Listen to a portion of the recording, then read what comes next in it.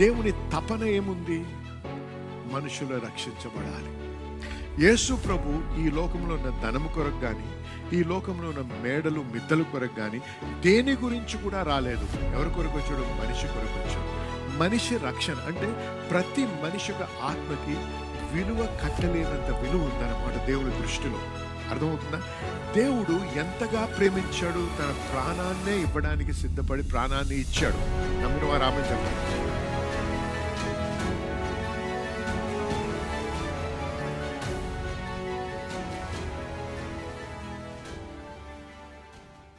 నాతో చెప్పండి. మనుషులందరూ రక్షణ పొంది సత్యమును గూర్చిన అనుభవ జ్ఞానము గల వారై ఉండవలనని నిశ్చయించుచున్నాడు. చూసారా, దేవుని యొక్క చిత్తము మన పట్ల ఏమై ఉంది? ప్రతి మనిషి కూడా రక్షించబడాలని. ఆమేన్. ప్రతి వ్యక్తి కూడా రక్షించబడాలనేది దేవుని యొక్క ఉద్దేశము, దేవుని యొక్క చిత్తమై ఉన్నది. కానీ జనులు రక్షించబడాలంటే మనం తెలుసుకోవాల్సిన విషయం ఏంటంటే, ఇది ఆత్మీయ పోరాటముకి సంబంధించింది. 2 కొరింథీ 4:4 ఒకసారి చూద్దాం. 2 కొరింథీ 4:4. దేవుని స్వరూపమైన క్రీస్తు మహిమను కనపరచు సువార్త ప్రకాశము వారికి ప్రకాశింపకుండా నిమిత్తము. చూసారా, సువార్త ప్రకాశము వారికి ప్రకాశింపకుండా ఉండకుండా నిమిత్తము ఈ యుగ సంబంధమైన దేవత ఎవరండి? ఈ యుగ సంబంధమైన సాతానుడు. ఆ యుగ సంబంధమైన దేవత the spirit that controls the ages. Okay, ఈ యుగ సంబంధమైన దేవత అవిశ్వాసులైన వారి మనోనేత్రములను గుడ్డితనము కలుగ చేసును. ఎందుకు రక్షించబడటం లేదు మనుషులంటే గుడ్డితనం అన్నమాట. ఇది ఆత్మీయ గుడ్డితనం. అందుకే అవిశ్వాసులైన వారి మనోనేత్రములు గుడ్డితనము కలుగు చేసెను. ఆ మనోనేత్రములు ఏవైతే ఉన్నాయో అవిటిని గుడ్డిపరిచాడు. ఎవరు? సాతాను. ఈ యొక్క దేవుని సువార్త అనే వెలుతురు ప్రవేశించకుండా వారు, అది ప్రవేశించినప్పుడు ఏమవుద్ది? చీకటి తొలగించబడుతుంది. చీకటి తొలగించబడ్డప్పుడు వారు దేవుణ్ణి తెలుసుకుంటారు. అది కాకుండా ఉండాలని మనకి అడ్డుగా నిలబడుతున్న వ్యక్తి సాతాను. అందరూ, ఏ జాతి అయినా, ఏ మతమైనా, ఏ దేశస్థులైనా అందరూ కూడా రక్షించబడాలనే ప్రభు శిలోం రాను మీద మరణించాడు. దేవుడు లోకమును ఎంతో ప్రేమించాడు కనుక, చూసారా, లోకాన్నంతటినీ ప్రేమించి యేసు ప్రభువును మన కొరకు, మానవ జాతి కొరకు పంపించాడు ప్రభు. హల్లెలూయా. అందరూ కూడా రక్షించబడాలనే దేవుని యొక్క ఉద్దేశము, దేవుని యొక్క ఆశ ఉన్నది. దీనికి అడ్డుపడుతున్నటువంటి వ్యక్తి యుగ సంబంధమైనటువంటి సాతాను శక్తి. దీనిని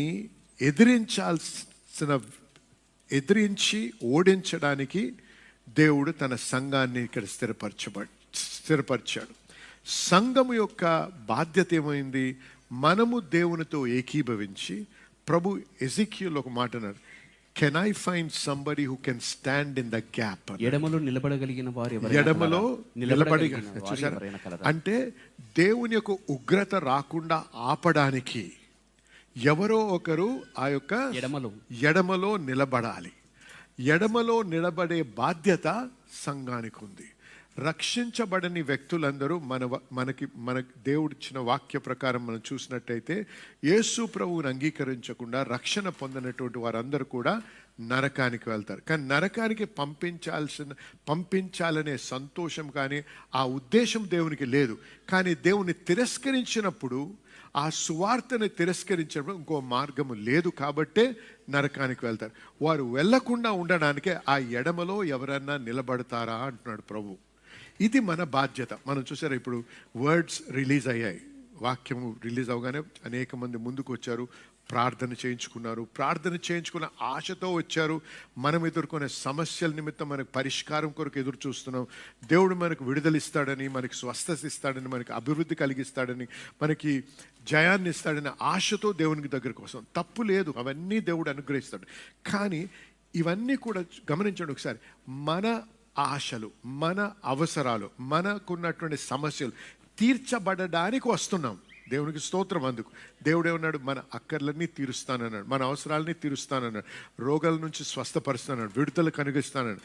కానీ గమనించండి, దేవుని తపన ఏముంది? మనుషులు రక్షించబడాలి. యేసు ప్రభు ఈ లోకంలో ఉన్న ధనము కొరకు కానీ, ఈ లోకంలో ఉన్న మేడలు మిద్దలు కొరకు కానీ దేని గురించి కూడా రాలేదు. ఎవరి కొరకు వచ్చాడు? మనిషి కొరకు వచ్చాడు. మనిషి రక్షణ అంటే ప్రతి మనిషి యొక్క ఆత్మకి విలువ కట్టలేనంత విలువ ఉందన్నమాట దేవుని దృష్టిలో. అర్థమవుతుందా? దేవుడు ఎంతగా ప్రేమించాడు, తన ప్రాణాన్నే ఇవ్వడానికి సిద్ధపడి ప్రాణాన్ని ఇచ్చాడు. నమ్మిన వారు ఆమేన్ చెప్పండి. అటువంటి దేవుని ప్రేమ ఒకసారి గమనించి, ఆయన హృదయం దేని కొరకు తపన పొందుతుందో, దేని గురించి తప్పిస్తుందో ఒకసారి గమనించండి. ఇప్పుడు ఆ తపన తీర్చే ఆశ మనలో ఉందా? అది ప్రాముఖ్యం. మన ఆశ అంతా మనకు సంబంధించిన ఆశలేనా, లేకపోతే దేవుణ్ణి సంతోషపెట్టి సంతృప్తిపరిచే ఆశ మన హృదయంలో ఉందా? చూసారా, స్వార్థముతో వస్తున్నాం దేవుని దగ్గరికి. దేవుని కొరకు వస్తున్నామా? దేవుని హృదయానికి సంతోషపరచాలనే ఉద్దేశంతో వస్తున్నామా? దేవుని తృప్తిపరచాలి, దేవుని సంతోషపరచాలి, దేవుని యొక్క ప్రణాళికని పరిపూర్ణం చేయడానికి నేను కూడా దాంట్లో తోడ్పడాలనే ఆశతో వస్తున్నామా? అది ఒకసారి మనల్ని మనం ప్రశ్నించుకోవాలి. ఎందుకు ఈ విధంగా మాట్లాడుతున్నానంటే, సంఘం అనేది మనల్ని మనము సంతోష పెట్టుకోవడానికి రావటం లేదు. ఇక్కడ వాక్యము ద్వారా తర్బీదు పొంది, వాక్యంలో స్థిరపరచబడి, వాక్యానుసారంగా జీవిస్తూ అనేకుల్ని దేవుని దగ్గర నడిపించడానికే సంఘం స్థిరపరచబడ్డది. నమ్మిన వారు ఆమేన్ చెప్పాలి. కాబట్టి నా ప్రశ్న ఇవాళ ఏంటంటే, నీవు ఏమి చేస్తున్నావు? నిన్ను నువ్వు పరిశీలించుకో. నేను నిన్ను పరిశీలించడం కాదు, నేను దేవుని కొరకు ఏమి చేస్తున్నాను? దేవుని సంతోష పెట్టడానికి నా యొక్క 24 గంటల్లో 365 దినాలు ఉన్నాయి, నాకు 52 వారాలు ఉన్నాయి. ఇంత సమయంలో దేవుని సంతోష పెట్టడానికి ఏమి చేస్తాడు? పాస్టర్ గారు, నేను ఆరాధనకు వస్తున్నాను, అది దేవుని సంతోష పెట్టడానికి రాదు. నిన్ను నువ్వు బలపరచుకోవడానికి, నిన్ను నువ్వు దేవునిలో ప్రోత్సహించబడ్డానికి, వాక్యంలో కట్టబడ్డానికి. హల్లెలూయా. అంతేకాదు, మన అవసరాలు తీర్చబడ్డానికి వస్తున్నాం. కానీ దేవుని కొరకు ఏం చేస్తున్నాం? ప్రార్థన చేస్తున్నావు. ఒక వ్యక్తి రక్షణ పొందాలని, నీ బంధువులే రక్షణ పొందాలని ప్రార్థన చేస్తున్నావు. నీ కొలీగ్స్ ఉన్నారు, నీతో పనిచేసేటువంటి వారు నీ ఆఫీస్లో, వారి రక్షణ కొరకు ప్రార్థన చేస్తున్నావా? ఇతరులు రక్షించబడాలని ప్రార్థన చేస్తున్నావు. ఎందుకు ప్రార్థన చేయాలి? ఇది ఆత్మీయ పోరాటం. కాబట్టి ఈ సాతాను ఎవడైతే వారిని చీకటిలో ఉంచాడో, ఆ చీకటిని ఛేదించే వెలుతురు వారి హృదయంలో ప్రకాశించాలని మనం ప్రార్థించాలి. హల్లెలూయా. మనం ప్రార్థించినప్పుడే దేవుడు తన క్రియను జరిగిస్తాడు. హల్లెలూయా. ఎందుకంటే ఈ లోకంలో మనిషికి అధికారం ఇచ్చాడు దేవుడు. నమ్మిన వారు ఆమేన్ చెప్పాలి. కాబట్టి జనులారా వినండి, నా యొక్క ప్రోత్సాహము, నేను మీ యొక్క కాపరిగా మిమ్మల్ని ప్రోత్సహించడమే కాదు, మిమ్మల్ని నడిపించే విధానం ఏంటో గమనించండి. నా ఆశ ప్రతి ఒక్కరు కూడా గంట సేపైనా భాషల్లో ప్రార్థన చేయాలని మీకు తెలియపరిచాను. అవునండి? చేస్తున్నారో లేదో నాకు తెలియదు, కానీ చెప్పే బాధ్యత నాది, నడిపించే బాధ్యత నాది. కాబట్టి దయచేసి మీరు వాక్యంలో కట్టబడి, దేవునిలో స్థిరపరచబడి, దేవునిలో బలపడడానికి, ఆత్మలో స్థిరపరచబడ్డానికి, ఆత్మీయంగా జయకరమైన జీవితం జీవించడానికి ప్రాముఖ్యమైనటువంటి విషయం ఏంటంటే, గంట సేపైనా భాషల్లో ప్రార్థన చేయాలి. అయితే ఈ గంటలో 15 నిమిషాలు, వింటున్నారు అందరూ? 15 నిమిషాలు కేటాయించండి ఇతరుల రక్షణ కొరకు.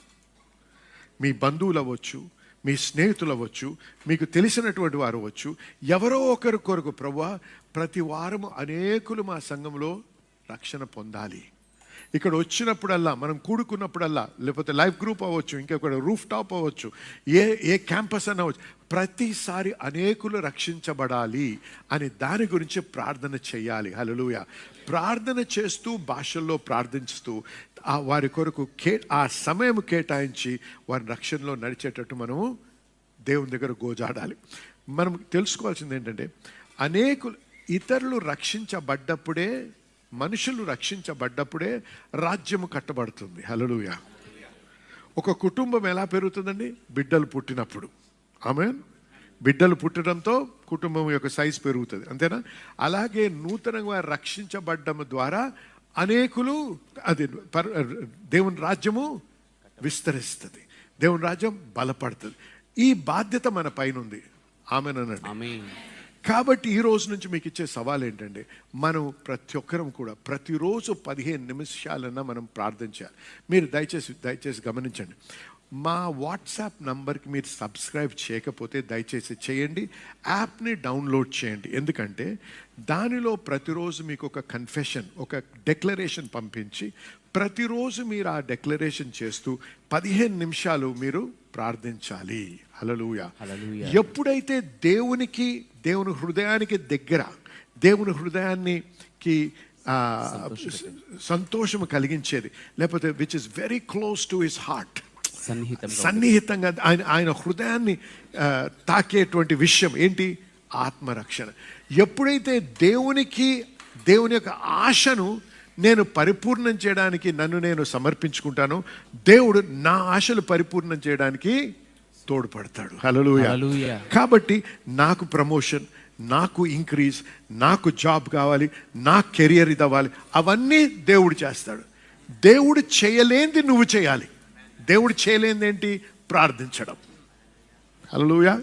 ప్రార్థనకి జవాబు ఇవ్వగలడు దేవుడు, కానీ దేవుడు ప్రార్థించుకోలేడు. అర్థమైంది మీ అందరికీ? మనము ప్రార్థిస్తే మన ప్రార్థన దేని నిమిత్తమై ఉంది? నా ఆశ కొరకు కాదు, దేవుని ఆశ పరిపూర్ణం అవ్వడానికి. హల్లెలూయా. వరకు విన్నటువంటి వాక్యంని బట్టి మీరు ఎంతగానో దీవించి ఆశీర్వదించబడ్డారని నమ్ముతున్నా. మరి మన దేవుడి యొక్క వాక్యం చూసినట్లయితే దేవునికి అసాధ్యమేది ఏది లేదు.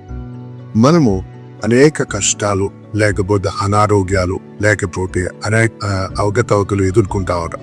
మన దేవుడు అద్భుతాలు చేసేదే. కాబట్టి మీ కొరకు, మీ స్వస్థత కొరకు, మీ యొక్క ఇబ్బంది నుంచి విడుదల కోసం ప్రార్థించాలని ఆశిస్తున్నా. దయచేసి నాతో ఏకీభవించేటప్పుడు మీ చేయి ఒకటి కివి మీద పెట్టండి, ఒక చేయి మీకు ఎక్కడ బాధ ఉందో అక్కడ పెట్టండి. లేకపోతే కోర్టు కేసు అయితే ఆ పేపర్ తంటి ఆ పేపర్ మీరు చేయబెట్టండి. లేకపోతే ఇంకేదైనా అంశం అయితే దాని విషయంలో మీరు చేయించండి.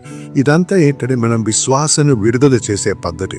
అంతేగాని టీవీలో శక్తి ఉండేది కానీ, టీవీలో బలం ఉండేది కానీ చెప్పడం కాదు. కానీ మన విశ్వాసాన్ని విడుదల చేసి విశ్వాసం ముందుకెళ్ళడానికి మార్గం. కాబట్టి దయచేసి నాతో ఏకీభవించండి, ప్రార్థించాలి. ఎందుకంటే అనేకమైన సాక్ష్యాలు వింటున్నాం. ఈ విధంగా ప్రార్థించినప్పుడు మరి దేవుని యొక్క కృపను బట్టి వంకరగా ఉన్న కాళ్ళు సరిగ్గా అదైతే కాకుండా ఎంతో కాలం నుంచి మరి బ్లాడర్లో ఉన్నటువంటి ప్రాబ్లం నుంచి ఒక వ్యక్తి సంపూర్ణంగా స్వస్థపరచబడ్డాడు. క్యాన్సర్ నుంచి, ఎయిడ్స్ నుంచి, రకరకాల రుగ్మతల నుంచి విడుదల పొందిన వారు సాక్ష్యాలు మేము వింటా ఉన్నాం. కాబట్టి ఈరోజు ఇది మీ తరుణం, ఇది మీ సమయం, మీరు స్వస్థపరచబడే సమయం. కాబట్టి దయచేసి నాతో ఏకీభవించే పరిశుద్ధ దేవుడు మీకు పొందనాలు చెల్లిస్తున్నా. ఈ బిడ్డలో ఒక విశ్వాసాన్ని బట్టి వారు ప్రార్థిస్తుండగా వారితో నేను ఏకీభవిస్తున్నా. మరి ఈ సమయంలో వాడుకునే ఇబ్బందుల నుంచి వారికి విడుదల అనుగ్రహించండి.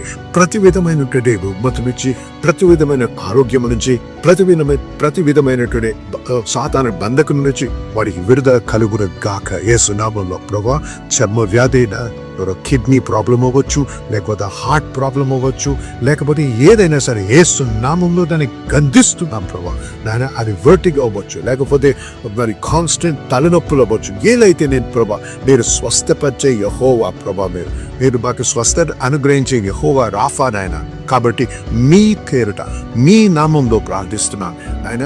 మీ నామంలో ఈ యొక్క పరిస్థితుల్ని, ఈ యొక్క అడ్డంకుల్ని, ఈ యొక్క అనారోగ్యాన్ని యేసు నామంలో గద్దిస్తున్నాం ప్రభా. మరి ప్రతి వారు ఎవరైతే నాతో ఏకీభవిస్తున్నారో వారందరికీ విడుదల పలుకుతున్నాను ప్రభా. వారందరికీ స్వస్థత కలుగుని గాకార పలుకుతున్నాను ప్రభా. మీ వాక్యానుసారంగా పలుకుతున్నాను. కాబట్టి వారి స్వస్థత నొందారని నమ్ముతున్నా ప్రభా. మీకు వందనాలు చెల్లిస్తున్నాం. మీకే మహిమ కలుగుని గాక. మరి ప్రభా, వీరు సాక్ష్యాలతో రావడానికి, మిమ్మల్ని గణపరచడానికి సహాయం చేయమని యేసు నామములో ప్రార్థించి వేడుకుంటున్నాము తండ్రి. ఆమేన్. దయచేసి వినండి. ప్రార్థించాం, నమ్మండి. ప్రార్థించినప్పుడు మీరు పొంది ఉన్నారని నమ్ముడి అన్నారు ప్రభు. నమ్మండి, దేవుని స్తుతించండి. ఆ నొప్పులు ఇంకా ఉండొచ్చు, కానీ అవి ఖచ్చితంగా మీరు మార్పు చూస్తారు. ఖచ్చితంగా స్వస్థతను అనుభవిస్తారు. కాబట్టి దయచేసి ఏకీభవించి మరి దేవుని స్తుతిస్తూ ముందు కొనసాగుదాం. మీరు స్వస్థపరిచి ఆ స్వస్థత పొందిన తర్వాత, ఆ విడుదల పొందిన తర్వాత, ఆ యొక్క ఉద్యోగం పొందిన తర్వాత, ఆ యొక్క సమస్యకు పరిష్కారం పొందిన తర్వాత దయచేసి మాతో మీ యొక్క సాక్ష్యం పంచుకోండి. మీతో కలిసి మేము సంతోషించాలని, దేవుని కనపరచాలని ఆశిస్తున్నాం. దేవుని మేము బహుగా దీవించుగాక. ఆమేన్.